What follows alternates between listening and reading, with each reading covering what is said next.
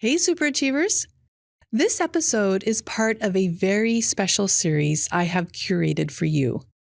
Your level of emotional intelligence is one of the most significant contributors to your success in life, however you choose to define success for you.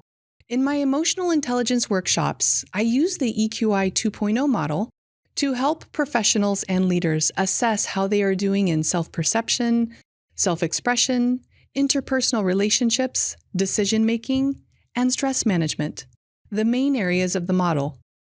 The model contains 15 competencies grouped into each of the areas I just mentioned.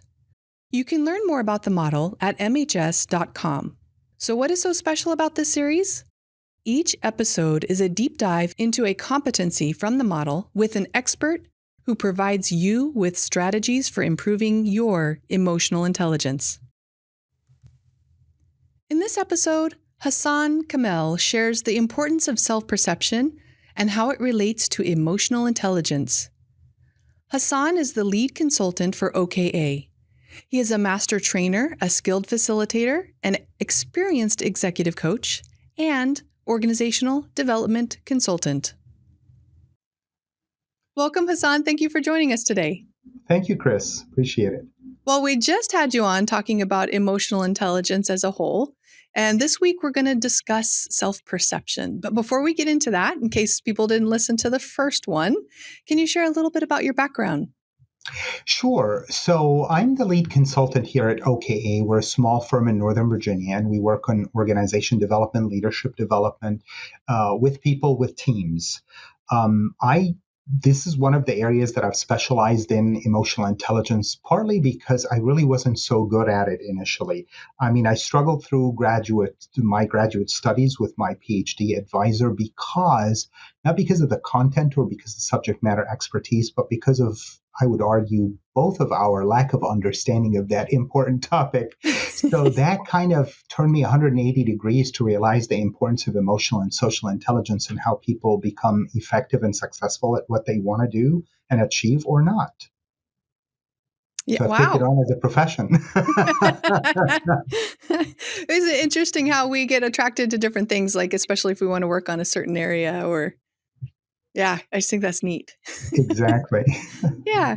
So our topic for today, self-perception. Now, I've heard self-awareness is what did they call it? The meta skill for the 21st century. So can you define self-perception for us and then let us know why is it important? Sure. So one can argue that all of our emotional intelligence really begins and is rooted in how much self-awareness do I have? Right? The self-perception composite of this model, EQI 2.0, really focuses and is measured by three specific metrics. One is self-regard. How much confidence and self-assuredness that I have in myself, knowing my positive attributes, my negative attributes, my strengths, and my potential areas of development or blind spots. Well, hopefully they're not blind spots that I'm aware enough of them. I still trust and like and have confidence in myself. That's one of the metrics of self-perception.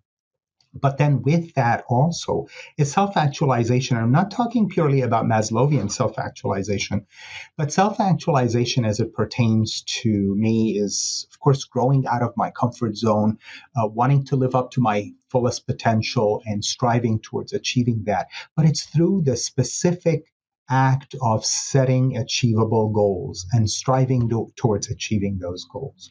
Even when life throws me curveballs and challenges, what focus and tenacity do I bring to situations to stay, attuned to that goal till I achieve it?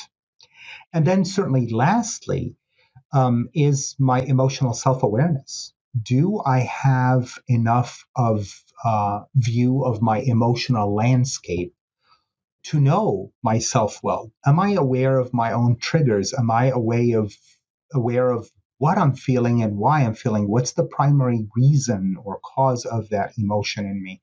So it really all revolves around how much self-awareness do I have, but not just about my goals and the way I achieve my goals and whether I can or can't, but also my emotional states. I have enough of an emotional literacy, I guess, to be able to understand that language of emotions. Yeah. Yeah, we need to know about how we're experiencing ourselves in the world, essentially, right? So that we can understand when there is something that pops up, how we can, well, first of all, it covers everything, right? How we can best interact with others, how we can best manage our emotions and be resilient and not, Mm-hmm. be as anxiety ridden, etc. It covers, it's a foundation for all of that. Absolutely. But if I didn't have the awareness of how do I fare with these three areas at least, Yeah. then I don't have enough emotional self-awareness or any type of self-awareness to be Yeah. able to know, well, do I dial it up? Do I dial it down? It all Yeah. requires some self-perception that is, rooted in solid ground. Yeah. Now, you had mentioned blind spots, which would be the absence of self perception, right? Can you share just a little bit more about what those are? Sure. I mean, it can be blind spots in any area. Yeah. It can be blind spots about what my strengths, my potential areas of growth and development are. It could be blind spots to why did I get triggered by what that person said or just their mere appearance in the room. It could be blind spots to, how well am I received and my impact in going in a room and having an impact on my team, my work group, the client I'm facing and I'm talking to. So blind spots can come in a variety of different forms, but they really revolve around just an awareness of who I am and how I show up and the impact I have, of course, on the world around me and whether Yeah. it's positive or negative. Yeah. Yeah. And we talk a lot about, I teach a feedback course, and we talk a lot about blind spots and how important it is to ask for feedback on a regular basis to increase your awareness so you can at least do something about it, right? Absolutely. No, Yeah. that's the idea. But it all takes the ability to listen to that feedback, even when it's tough, and go, so what's in there that I can learn about that? Yeah. Right? Yeah.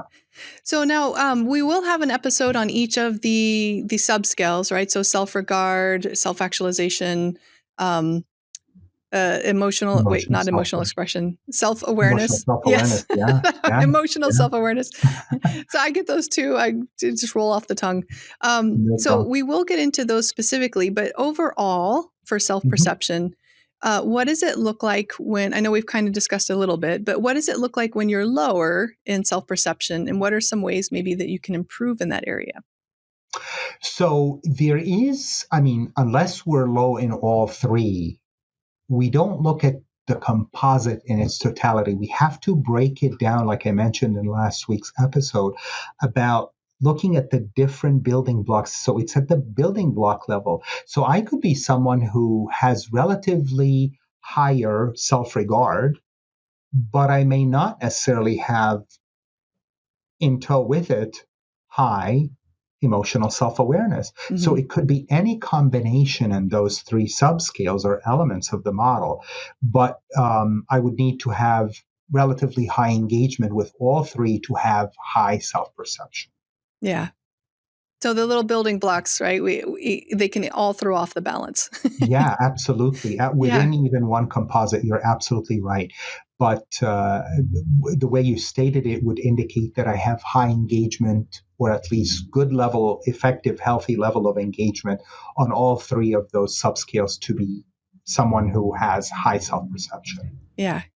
Nice. And we'll get into tips for each of those too in the upcoming Sure. episodes. Now, what about, let's say we're overusing, and I know it could depend on the subscale, but we're overusing, can you be too self aware? Is that possible? Absolutely. Can I have relatively high or excessive emotional self-awareness? Yes. If that element is hyperactive in my life, there is almost a navel gazing quality about that. I'm so self-absorbed and I'm so highly attuned to my own emotional states. Now, potentially, that Chris, if you're a colleague of mine and you walk into the office one day and I have that high level or hyper engagement with my emotional self awareness, I could be so attuned to my nuanced emotional landscape, but I'm totally unaware of, wow, you walked in really happy. Something must have happened. Did you win an award? Did you have something good that happened to you yesterday or something like that? I'm totally oblivious to the fact that you had that type of experience because I am so self-absorbed. Yeah. Wow. Yep. I'm sure we've been familiar with those individuals as Every well. single one of us has a story or a few to tell, I'm sure. Yes.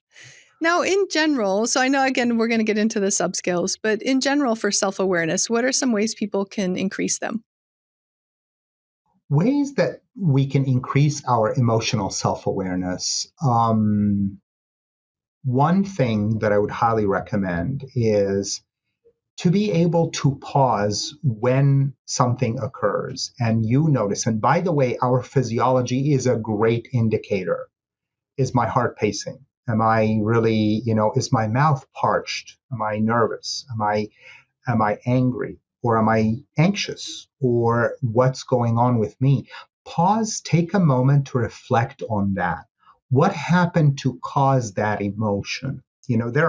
Nowadays there's an app for everything. There's an app for everything, and literally even there are apps for, can I pause and reflect on what my emotional state is right now?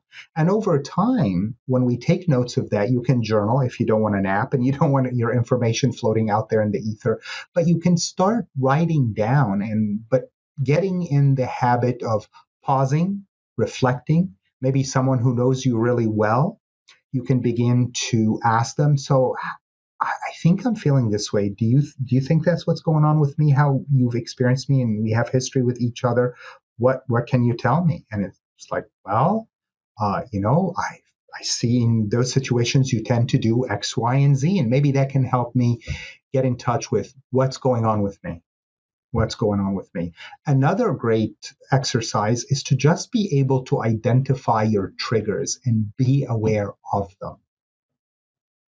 Those are two quick ones. Yeah, I know we're going to get in deeper, I'm sure, in emotional self-awareness subscale. That's awesome. Is there anything else that you think we need to know about self-perception? About self-perception, I think self-regard and self-actualization are two critical ones. I mean, every single element of this model, excuse me, is rather important. But if we were to start, what's the foundation? From the self-perception composite, self-regard and self-actualization are kind of critical. If we don't even have that foundation, what are we building on? Right? There are what we call here at OKA the big three. The big three are the foundational piece to almost all of our emotional intelligence. Two of them happen to be in the self-perception composite, and that's self-regard and self-actualization. Add to them, and I'm sure you'll talk about that in another episode in the future, optimism. Those are the big three. Yeah, the balance. I love it. Absolutely. Absolutely. So what is a person, before we close for today, what does a person with the big three look like, someone who's successfully using those? Well, that's the foundation. I mean, at least I have a strong foundation of what I can build. Any of my other emotional intelligence element and so forth have to be built on that strong foundation. Otherwise, I'm building, castles in the sand kind of thing. Yeah. So that's the start is self-regard, self-actualization, and then optimism. Awesome. Okay. Well, before we close for today, can you share a little bit about OKA's products and or services? Sure. OKA is an organization development firm, but we work with teams, with leaders in developing their professional development, but it really is professional and personal development. The two worlds are not just separate, but we offer a variety of different tools and assessment that we can help people at least begin to have that conversation with themselves or with their coach about, so what areas do I really do well in and what areas do I need to work on? But we are also tool agnostic. Some of the solutions don't require any tools or assessment, and other times, maybe a tool or an assessment is a great starting point for that conversation. So we offer a variety of different tools. EQI, or Emotional Quotient Inventory, is one of them that looks at our emotional intelligence. We have another tool that we've recently adopted as well, which is the Drive, looks at what drives us and what drains us in life and where do we get our energy and motivation from and why. We have other tools and assessment that focus on conflict management, conflict resolution, such as the TKI or the SDI. We offer a variety of different other tools that have to do with, influencing styles or change. How do I handle change and how do I manage change? But first and foremost, we sit with the client and decide what does success look like for them and what do they want to work on. And then we can craft a solution that is rooted in what they want in the end. And sometimes that involves an assessment or a tool, and sometimes it doesn't. It may be coaching or it may be a course that they need to attend. And we offer all of those. I love it. No matter what the client chooses, it's whole life enriching. Exactly. Yes. Exactly. Yes. Okay. A final piece of advice for self-perception. For self-perception, it's the beginning of understanding yourself, really. I would invest some time in it because, any time it's important to know yourself fairly well, to be in touch with who you are, what you're about, and what you do well and what areas you need to develop in yourself. So that's any time that is necessary, but particularly during these tough times of dealing with COVID, the pandemic, and the uncertainty in the world and all of that, it's a huge component in knowing how to build my resilience so that I can handle the situation more effectively. So while people may see emotional intelligence as something that's an independent entity, but my goodness, it informs our ability to be resilient. And if we're not, how to build those skill sets. Yeah. That's why I love it. It's whole life. Yes, indeed. Yes. Oh, well, thank you so much for joining us today, Hassan. Thank you, Chris. Appreciate it. If you'd like to learn more about Hassan, visit his website at oka-online.com.